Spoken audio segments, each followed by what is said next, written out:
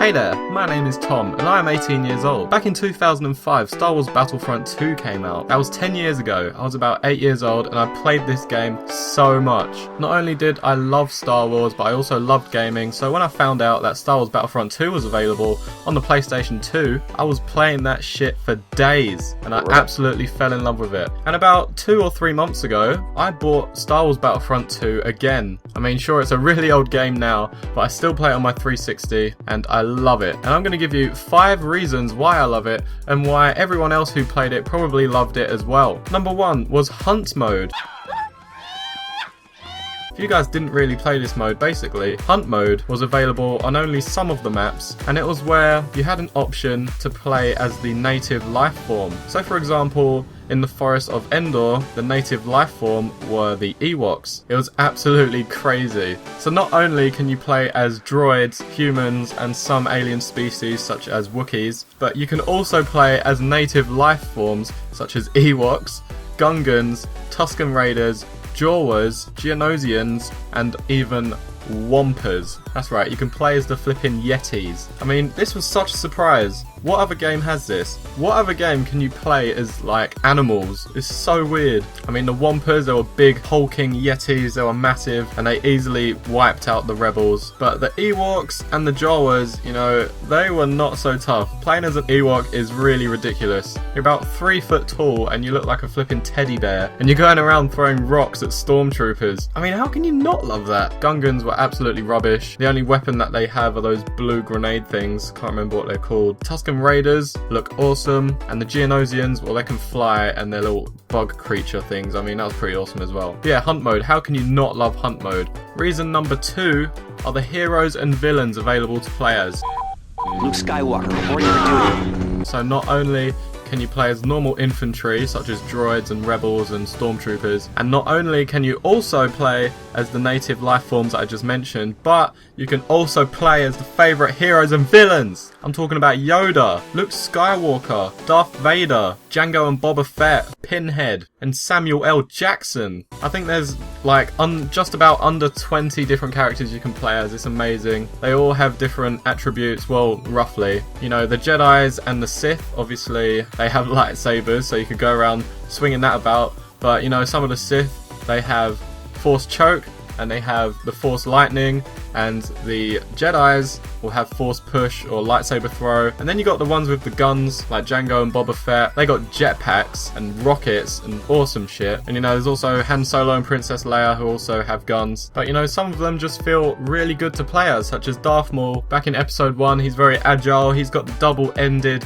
lightsaber. And then you got General Grievous, you know, he's got 4 arms. But there's also a separate game mode available called Heroes vs Villains, I think it's called. I think it's only available on the Mos Eisley map. But yeah, it's basically, instead of, say, clone troopers versus the CIS or the rebels versus the stormtroopers, instead it is the Sith versus the Jedis and the other good guys. So you could be having a battle playing as Yoda against Darth Vader, or even Anakin against Ewan McGregor. I mean, these battles, they're just amazing, and it's another thing that makes the game absolutely unforgettable. The third reason why we love Star Wars Battlefront 2 are the vehicles. There are so many different vehicles available, from AT-AT to TIE Fighter to a Tauntaun. You can ride on a Tauntaun. How ridiculous is that? Unfortunately, they did not add the feature where you can cut it open and climb inside, but it's still a lot of fun. You got speeder bikes, you got the AT-ST, the one with the 2 legs, you got the LAAV, I think it's called. You can drive the Hailfire droid, and even those weird like Segway things that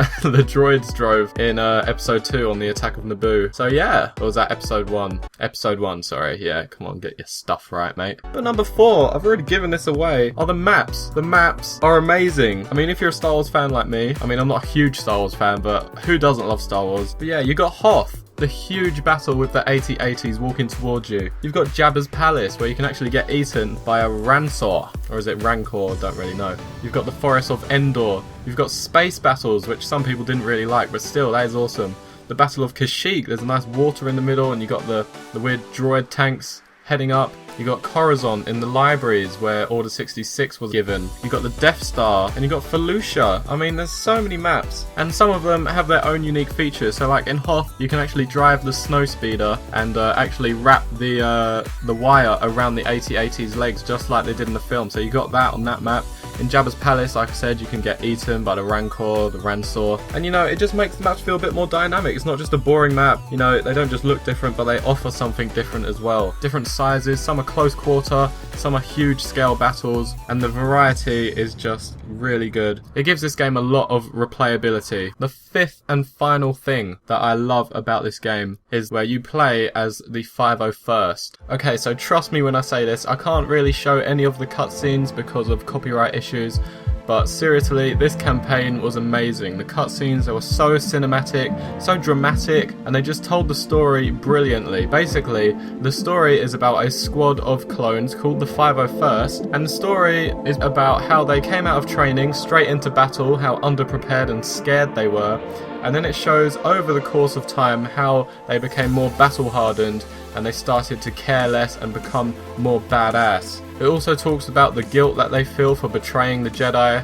when Order 66 was given, you know, when they have to kill all the Jedi. And it also follows them, it starts around about episode 2, film-wise, and then it probably ends about episode 5, and it follows the 501st all the way through all those films. So it shows their transition from clones into stormtroopers and how Anakin became Darth Vader and how Darth Vader built his empire. It's absolutely amazing. It's really deep, and any Star Wars fan would love it because it kind of talks about the stuff that wasn't really mentioned in the films. It's absolutely amazing. If you've played Star Wars Battlefront 2 and you've played this campaign, then you know exactly what I'm talking about. So yeah, that was the fifth and final thing that I absolutely love about Star Wars Battlefront 2, and you guys probably love about it as well. If you think I missed out anything, tell me in the comment section below, because this game has so many amazing things about it, it's hard to cover them all. But yeah, I can't wait for Star Wars Battlefront 3. I really hope it lives up to what Star Wars Battlefront 2 was. I mean, you cannot fault this game. This game was absolutely perfect in almost every way. Let's hope that Star Wars Battlefront 3 delivers as well. But yeah, thanks a lot for watching this video. If you did enjoy, please give it a like, subscribe if you haven't already, and that's about it for the video. So thank you so much for watching, and until next time, I'll see you later, frogs.